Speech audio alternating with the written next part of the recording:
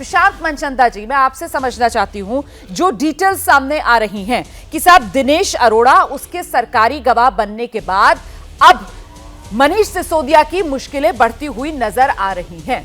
क्या इसी वजह से आज सीबीआई दफ्तर जब पहुंच रहे थे मनीष सिसोदिया सवालों का सामना करने के लिए, तो फिर आम आदमी पार्टी की तरफ से इतना हो हल्ला किया गया?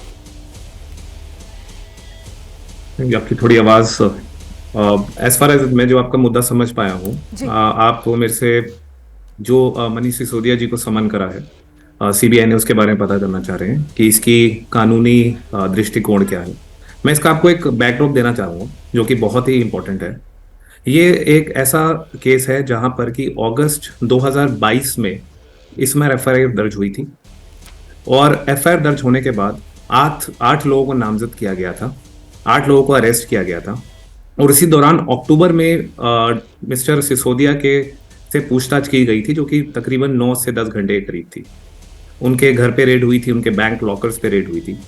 बावजूद इसके अनफॉर्चुनेटली सीबीआई ने चार्जशीट में मिस्टर सिसोदिया का कहीं पर भी नाम जिक्र नहीं किया था और इसमें 8 जो अक्यूज पर्सन थे उनका रिमांड भी लिया गया था। ठीक है, पुलिस कस्टडी में भेजा गया था। जब पुलिस कस्टडी में भेजते हैं तो उसका मेन मकसद ये होता है कि क्या कोई को एक्यूज है, क्योंकि ये केस 120B पे आधारित है जिसे कहते हैं क्रिमिनल कॉन्स्पिरेसी।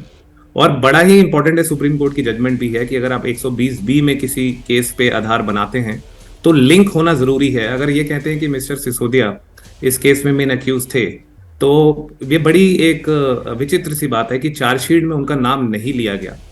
और I am been also given to understand कि जो सप्लीमेंट्री चार्जशीट इतने महीनों बाद जो ये लोग फाइल कर रहे हैं, वहां पर भी I am given to understand कि कोर्ट की परमिशन नहीं ली गई।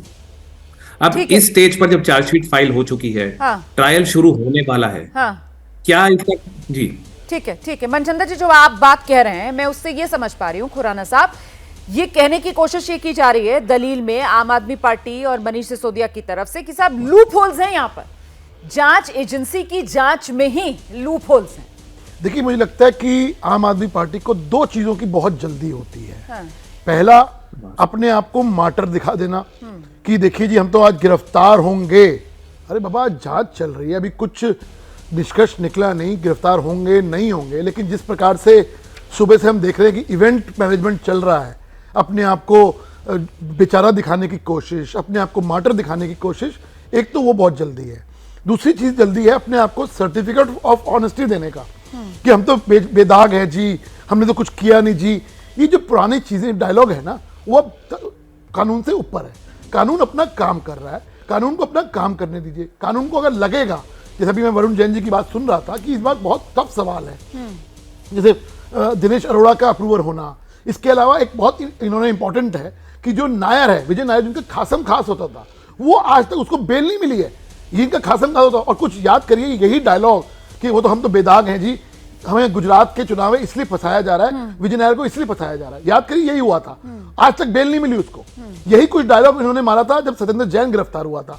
8 महीने से वो जेल में है, कोर्ट की ऑर्डर की वजह से, कोई भारतीय जनता पार्टी के ऑर्डर की वजह से नहीं, या ईडी के ऑर्डर की वजह से नहीं, कोर्ट की ऑर्डर की वजह से वो जेल में है। तो इसलिए मेरा कहना है कि अपने आप को बेचारा दिखाना, अपने आप को भगत सिंह की लेकिन सर ये तो फैक्ट है ना कि भाई 17 अक्टूबर को मनीष सिसोदिया से 9 घंटे तक सीबीआई पूछताछ करती है और 25 नवंबर जब सीबीआई की पहली चार्जशीट दाखिल की जाती है तो उसमें मनीष सिसोदिया का नाम नहीं होता। एक मिनट सर, एक मिनट, मैं आती हूँ दोबारा आपके पास। क्या मजबूरी है मेरी, बताइए।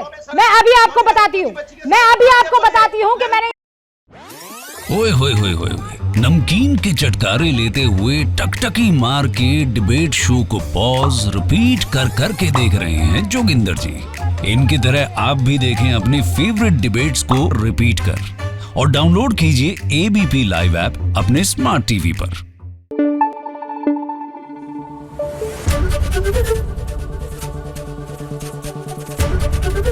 एबीपी न्यूज आपको रखे आगे।